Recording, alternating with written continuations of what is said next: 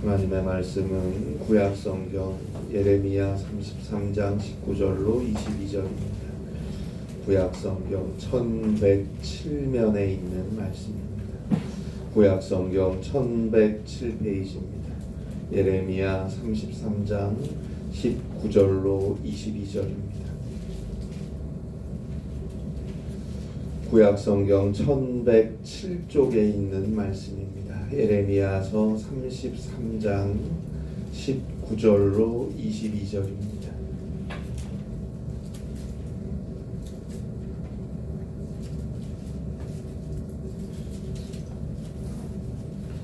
구약성경 1107페이지입니다.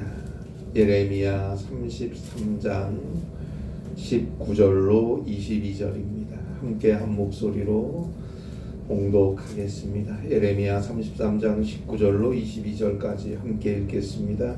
여호와의 말씀이 예레미야에게 임하니라. 이르시되 여호와께서 이와 같이 말씀하시니라. 너희가 능히 낮에 대한 나의 언약과 밤에 대한 나의 언약을 깨뜨려 주야로 그 때를 잃게 할 수 있을진데 내 종 다윗에게 세운 나의 언약도 깨뜨려 그에게 그의 자리에 앉아 다스릴 아들이 없게 할 수 있겠으며 내가 나를 섬기는 레위인 제사장에게 세운 언약도 파할 수 있으리라. 하늘의 만상은 셀 수 없으며 바다의 모래는 측량할 수 없나니 내가 그와 같이 내 종 다윗의 자손과 나를 섬기는 레위인을 번성하게 하리라 하시니라. 아멘. 20세기 탁월한 기독교 영성가였던 헨리 나우엔이 쓴 상처 입은 치유자라는 책에서 고대 인도로부터 전해 내려오는 한 가지 전설을 소개하고 있는데요. 그 내용은 이렇습니다.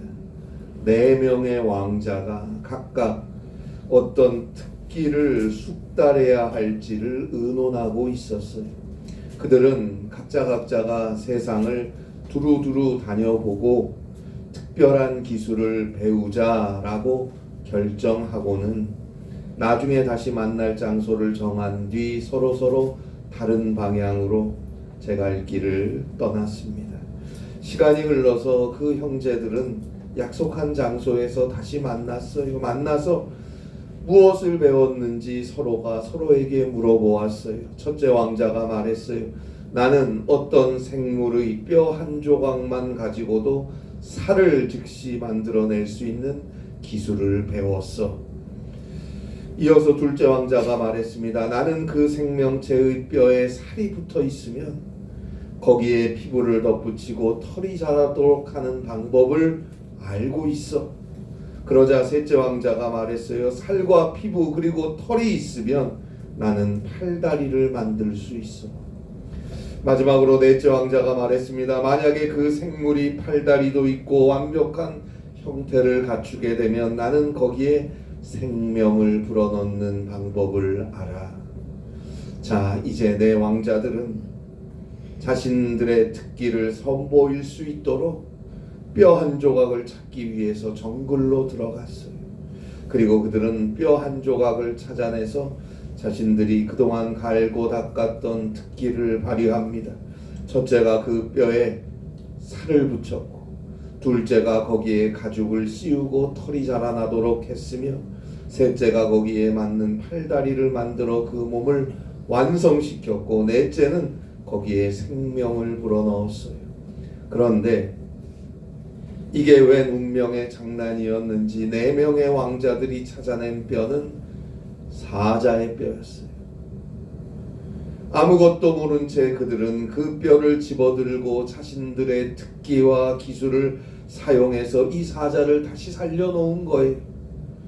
생명을 되찾은 그 야수는 무성한 갈기를 흔들어대며 일어나서 무시무시한 입과 날카로운 이빨 그리고 무자비한 발톱으로 자신의 창조자들에게 덤벼들었습니다.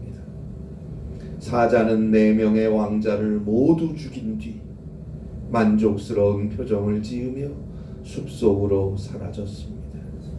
여러분, 현대사회는 눈부신 과학기술의 발전을 거듭하고 있습니다.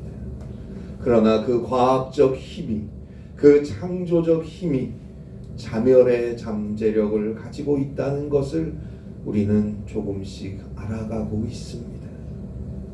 우리에게 이처럼 편리하고 놀랍고 새로운 삶을 선사해주고 있는 그 과학의 힘 때문에 인간은 자멸할지도 모른다는 두려움이 점점 확산되고 있는 것이 사실입니다.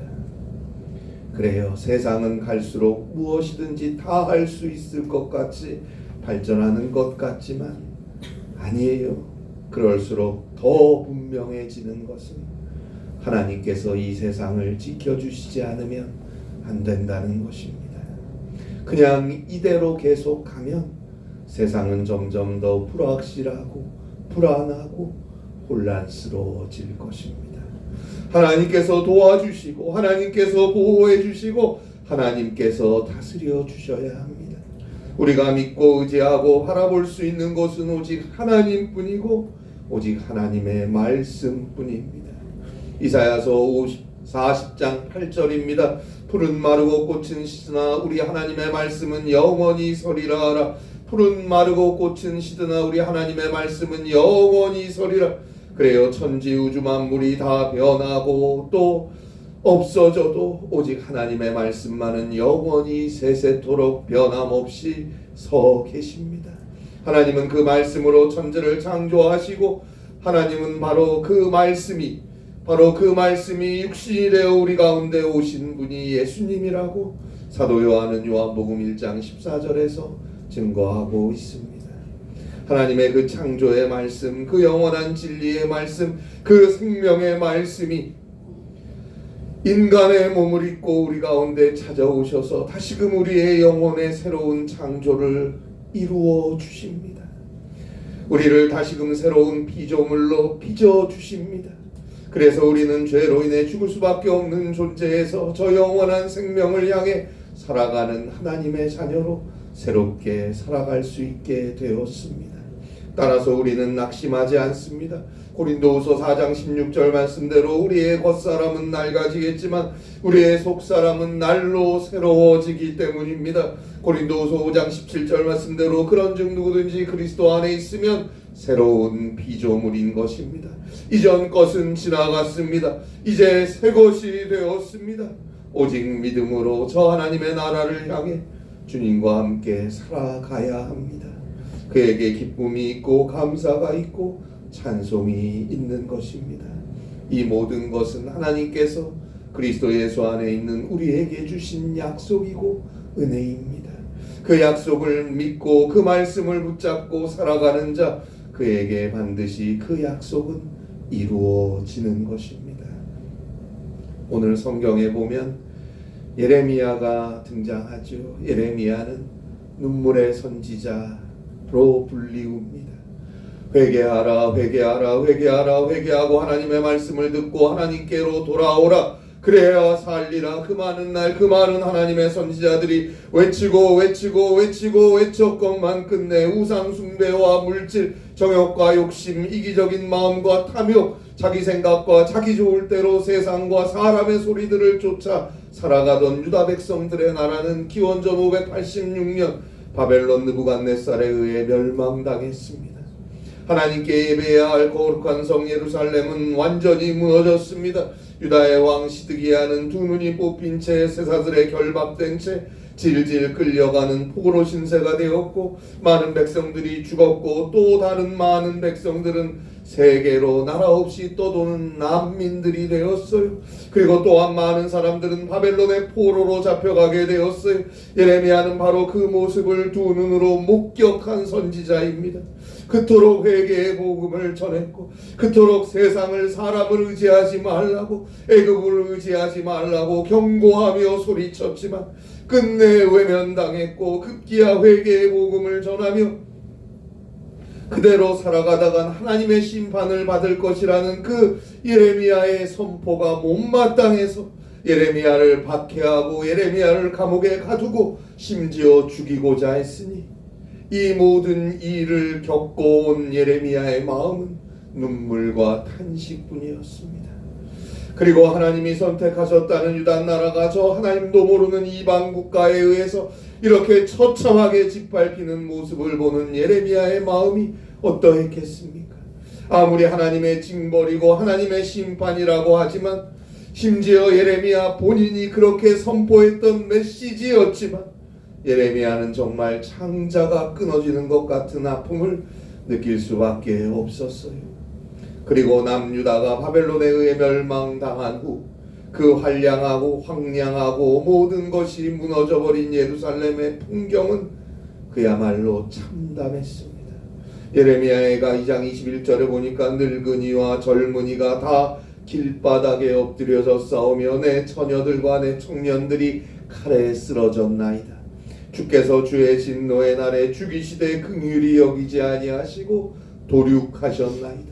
심지어 예레미야 애가 2장 20절에 보니까 여호와여 보시옵소서, 주께서 누구에게 이같이 행하셨는지요? 여인들이 어찌 자기 열매 곧 그들이 낳은 아이들을 먹으며 제사장 등과 선지자들이 어찌 주의 성소에서 죽임을 당하오리이까? 주여, 남은 자가 없나이다. 내가 낳아 기르는 아이들을 내 원수가 다 멸하였나이다. 너무너무 끔찍하고 참혹하고 이루 말할 수 없는 참상의 주의 선지자는 하나님을 향해 절규하고 있습니다. 물론 이 모든 비극은 유다 나라의 멸망의 원인은 남유다의 죄악 때문입니다. 그런데 그럼에도 불구하고 하나님께서는 예레미야를 통해서 회복과 구원, 소망의 말씀을 전해주고 계십니다. 그것이 오늘 성경에 나오는 내용입니다.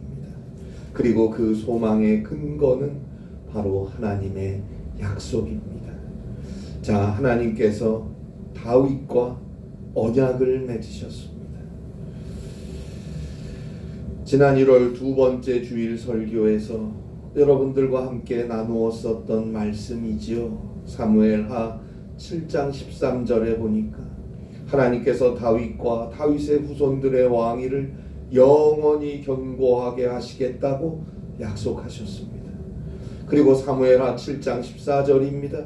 나는 그에게 아버지가 되고 그는 내게 아들이 되리니 그가 만일 죄를 범하면 내가 사람의 매와 인생의 채찍으로 징계하려니와 그가 만일 죄를 범하면 내가 사람의 매와 인생의 채찍으로 징계하려니와. 그래, 유다 나라의 죄악, 유다 백성들의 계속되는 불순종과 죄에 대해 사람의 매, 인생의 채찍, 그게 바로 바벨론의 느부갓네살 왕이었던 거예요. 그를 통해 징계하셨습니다. 그러나 그 징계는 나는 그에게 아버지가 되고 그는 내게 아들이 되리니 아버지가 사랑하는 아들에게 내리는 것이에요. 너무너무 끔찍하고 참혹해도 그것은 아버지가 사랑하는 아들에게 내리는 징계입니다. 결국 사무엘하 7장 15절로 16절 말씀대로 하나님의 은총은 계속될 것이고 다윗의 집과 나라가 하나님 앞에서 영원히 보존되고 다윗의 왕위가 영원히 견고하겠다고 하신 하나님의 약속은 이루어질 것입니다. 바로 하나님께서 다윗을 선택하시고 그 왕위가 영원하게 할 것이라는 약속, 그 약속을 다시금 예레미야에게 이 시간 확인시켜주고 계시는 것이 오늘 성경 예레미야 33장 14절부터 26절까지 나오는 내용입니다. 그리고 이 약속은 다윗을 통해 유다 나라 이스라엘에게 주시는 약속을 넘어서서 오늘 우리 그리스도인들에게 주시는 영원한 하나님의 약속임을 분명히 알아야 합니다. 오늘 성경 앞에 예레미야 33장 15절이죠. 그날 그때 내가 다윗에게서 한 공의로운 가지가 나게 하리니 그가 이 땅에 정의와 공의를 실행할 것이라. 그날 그때 내가 다윗에게서 한 공의로운 가지가 나게 하리니 그 공의로운 가지가 누굽니까? 혈통상 육체로서 다윗의 자손으로 이 땅에 오신 예수님 아닙니까? 마태복음 1장 1절입니다. 아브라함과 다윗의 자손 예수 그리스도의 계보라. 그 예수님께서 죄와 사망을 정복하셨어요. 그 예수님께서 온 인류의 구주이시고 만왕의 왕이 되시고 다시 오실 심판주가 되십니다. 다윗의 왕위는 그리스도 예수를 통하여 영원히 견고하게 서는 것입니다. 우리 예수 믿는 그리스도인들에게 바로 예수 그리스도를 통해서 이 놀라운 다윗에게 주어진 하나님의 약속은 이루어졌습니다. 오늘 성경 예레미야 33장 19절입니다. 여호와의 말씀이 예레미야에게 임하니라 이르시되, 하나님께서 다시금 다윗과 맺었었던 약속들을 예레미야에게 상기시키면서 반드시 용서하고 치료하고 일으키고 번성하도록 해주겠다고 약속하시는 것입니다. 그리고 오늘 성경 예레미야 33장 20절입니다. 여호와께서 이와 같이 말씀하시니라. 너희가 능히 낮에 대한 나의 언약과 밤에 대한 나의 언약을 깨뜨려 주야로 그 때를 잃게 할 수 있을진데. 자, 보세요. 하나님은 우리가 그토록 악한 죄를 짓고 그토록 우상을 섬기고 쫓아다니고 그렇게 물질을 좋아하고 내 탐욕을 따라 내 욕심을 따라 나 좋을 대로 이기적으로 살아도 그래도 하나님은 우리에게 기회를 주시고 우리를 사랑하십니다. 회개하라 그리고 어서 돌아오라. 애타는 마음으로 우리가 돌아오기를 기다리고 계십니다. 하나님이 우리를 향해 하신 약속을 깨버리지 않으십니다. 여전히 우리를 향한 하나님의 그 사랑과 용서, 구원의 약속은 유효합니다. 자, 그런데 오늘 성경 예레미야 33장 20절을 보면 너희가 밤과 낮의 기능을 잃어버리도록 할 능력이 있으면, 그러면 오늘 성경 예레미야 33장 21절이죠. 내 종 다윗에게 세운 나의 언약도 깨뜨려 그에게 그의 자리에 앉아 다스릴 아들이 없게 할 수 있겠으며, 내가 나를 섬기는 레위인 제사장에게 세운 언약도 파할 수 있으리라. 내 종 다윗에게 세운 나의 언약도 깨뜨려 다윗과 맺은 하나님의 언약도 깨뜨릴 수 있다라고 말하는 거예요. 너희가 밤과 낮이 제대로 기능하지 못하게 할 수 있으면 다윗과 맺은 나의 언약도 깨뜨릴 수 있다는 이 말은 그럴 수 없다는 것이죠. 다윗과 맺은 나의 언약은 결코 깨어질 수 없다는 것을 강조하는 말씀이에요. 그런데 저는 요즘 좀 생각이 많아졌어요. 인간의 탐욕과 무분별한 개발, 급속한 산업화와 또 성장하는 과학기술의 발전으로 벌써 지구는 병이 들었고 기후는 위기를 넘어 재앙이 되고 있다고들 말하는데, 이러다가 정말 밤과 낮이 그 때를 잃어버리는, 제 기능을 제대로 할 수 없는 그런 재난의 날이 인류에게 오지 않을런지, 그러면 하나님께서 다윗과 하신 약속도 깨질 수 있다고 하셨는데 이 일을 어쩌나 걱정이 되었어요. 그러나 주의 말씀을 묵상하고 기도하면서 그런 걱정은 곧 사라졌습니다. 오늘 성경 예레미야 33장 21절에 보듯이 다윗의 자리에 앉아 다스릴 아들, 영원한 왕 이미 오셨잖아요. 이미 예수님께서 오셨잖아요. 오셔서 우리를 죄와 사망에서 용서하시고 구원하시지 않았습니까? 그리고 해와 달이 그 빛을 잃고, 마태복음 24장 29절로 31절에 보는 대로 해가 어두워지고 달이 빛을 내지 않고 별들이 하늘에서 떨어지고 하늘의 권능들이 흔들리는 그런 때가 오는데, 오늘 성경 예레미야 33장 20절에 보듯이 낮과 밤이 그 때를 잃어버리는, 그 기능을 잃어버리는 바로 그런 때가 오는데, 그날은 인류의 마지막 날입니다. 예수님께서 재림하는 날입니다. 주님이 말씀하셨잖아요. 마태복음 24장에서. 그러니까 오늘 성경에 나온 이 다윗의 언약은 이미 예수 그리스도로 말미암아 우리에게 이루어진 약속입니다. 하나님의 은혜로 선택받아 예수 그리스도의 통치를 받는 우리는 완전한 구원의 약속을 이미 받은 하나님의 자녀들입니다. 그러니 두려워하지 마세요. 흔들흔들하지 마세요.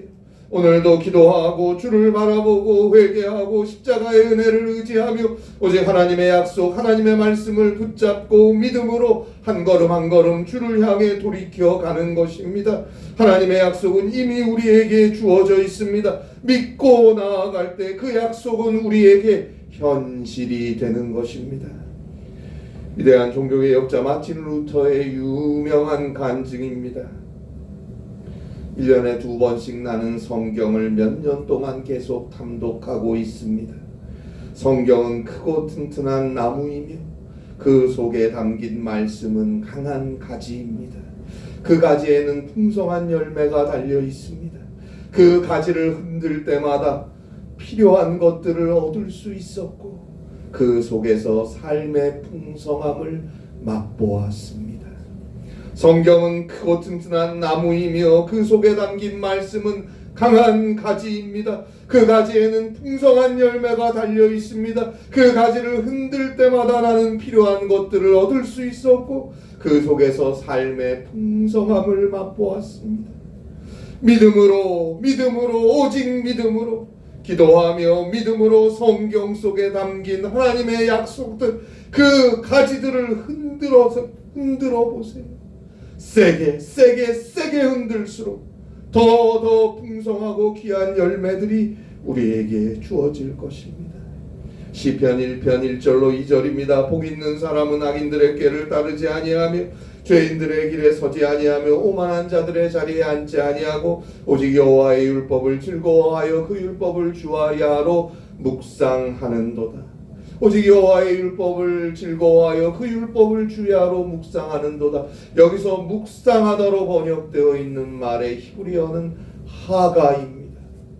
이 하가라는 히브리어는 작은 소리로 읊조리다라는 뜻이에요. 그런데 이 히브리어 하가 우리 성경에서 묵상하다로 번역된 단어에는 짐승이 먹이를 입에 넣고 좋아서 어쩔 줄 모르며 웅웅거리는 것이라는 의미가 내포되어 있다고 합니다.